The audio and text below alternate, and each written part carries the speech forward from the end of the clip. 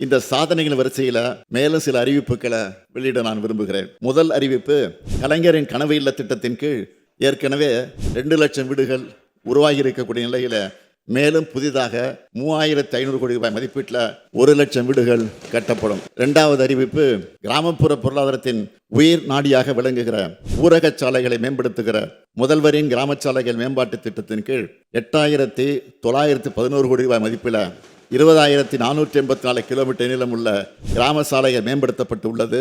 மேலும் புதிதாக 1088 கோடி ரூபாய் மதிப்பீட்டில் சுமார் 2200 கிலோமீட்டர் கிராம சாலைகள் மேம்படுத்தப்படும். மூன்றாவது அறிவிப்பு, ஏழை மற்றும் விளிம்பு நிலையில் வாழும் மக்களை பாதுகாக்கும் சமூக பாதுகாப்பு திட்டத்தின் கீழ் ஏற்கனவே 33,60,000க்கும் மேற்பட்ட மூத்த குடிமக்கள், மாற்றுத்திறனாளிகள், கைம்பெண்கள், விவசாய தொழிலாளர்கள், விவசாயிகள், கணவனால் கைவிடப்பட்ட ஆதரவற்ற பெண்கள் மற்றும் 50 வயதுக்கு மேற்பட்ட ஆதரவற்ற திருமணமாகாத பெண்கள் மாதாந்திர ஓய்வூதியம் பெற்று வரும் நிலையில் உங்களுடன் ஸ்டாலின் திட்டத்தின் கீழ் அளித்த விண்ணப்பங்கள் உள்ளிட்ட கோரிக்கைகளின் அடிப்படையில் கூடுதலாக 1,80,000 நபர்களுக்கு மாதாந்திர ஓய்வூதியம் வழங்கப்படும். இதற்கான விழா வரும் 4/2/2026 அன்று தமிழ்நாடு முழுவதும் நடைபெறும் மகிழ்ச்சியுடன் தெரிவித்துக் கொள்கிறேன். அடுத்த அறிவிப்பு, இந்தியாவில் வேறு எந்த மாநிலத்திலும் இல்லாத வகையில் முதல் முறையாக முத்தமிழறிஞர் கலைஞர் அவர்கள் தான் 2008 சத்துணவு ஊழியர்களுக்கு காலமுறை ஊதியம் வழங்கினார்.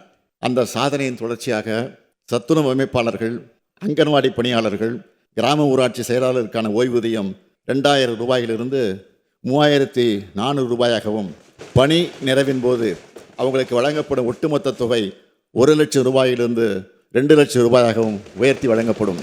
குறு அங்கன்வாடி பணியாளர்கள் மற்றும் வனக்கள பணியாளர்களுக்கான சிறப்பு ஓய்வூதியம் 2,000 ரூபாயிலிருந்து 3,200 ரூபாயாகவும், பணி நிறைவின் போது அவர்களுக்கு வழங்கப்படும் ஒட்டுமொத்த தொகை 1 லட்சம் ரூபாயிலிருந்து 2 லட்சம் ரூபாயாகவும் உயர்த்தி வழங்கப்படும்.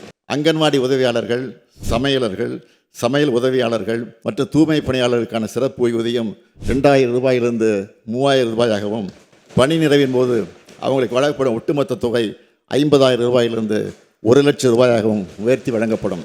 சிறப்பு ஓய்வூதியம் பெற்று வரும் சத்துணவு அமைப்பாளர்கள், அங்கன்வாடி பணியாளர்கள், கிராம ஊராட்சி செயலர்கள் இறந்து விட்டால் அவங்களுடைய குடும்பத்துக்கு குடும்ப ஓய்வூதியமாக 1,200 ரூபாயும், மேலும் சிறப்பு ஓய்வூதியம் பெற்று வரும் குறு அங்கன்வாடி பணியாளர்கள் மற்றும் வனக்கள பணியாளர்கள் உள்ளிட்ட இதர சிறப்பு காலமுறை உதவி பணியாளர்கள் இறந்து விட்டால் அவங்களுடைய குடும்பத்துக்கு குடும்ப ஓய்வூதியமாக 1,100 ரூபாயும் வழங்கப்படும். மேலும் சிறப்பு ஓய்வூதியம் பெற்று வரும் அங்கன்வாடி உதவியாளர்கள், சமையலர்கள், சமையல் உதவியாளர்கள் மற்றும் தூய்மை பணியாளர்கள் உள்ளிட்ட இதர சிறப்பு காலமுறை ஊதிய பணியாளர்கள் இறந்துவிட்டால் அவங்களுடைய குடும்பத்துக்கு ஓய்வூதியமாக 1,000 ரூபாய் வழங்கப்படும். சிறப்பு ஓய்வூதியம் பெற்று வரும் மேற்கூறிய பணியாளர்கள் உயிரிழக்க நேரிட்டால் இறந்த பணியாளர்கள் இறுதிச் சடங்கு செலவினங்களுக்காக 20,000 ரூபாய் வழங்கப்படும்.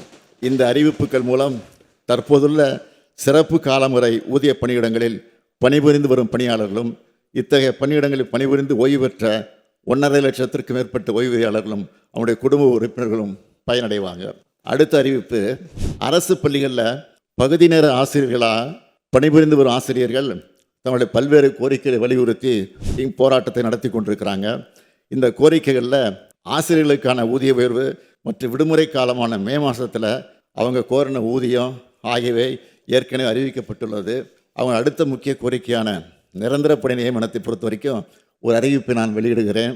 அரசு பள்ளிகளில் காலியாக இருக்கக்கூடிய நிரந்தர ஆசிரியர் பணியிடங்களில் பகுதி நேர ஆசிரியர்கள் நியமனம் செய்யப்பட ஏதுவா, இதற்கான தேர்வுகளில் பகுதி நேர ஆசிரியர்களின் பணிக்காலத்தை அடிப்படையாக கொண்டு அவங்களுக்கு சிறப்பு மதிப்பெண் அளிக்கப்படும்.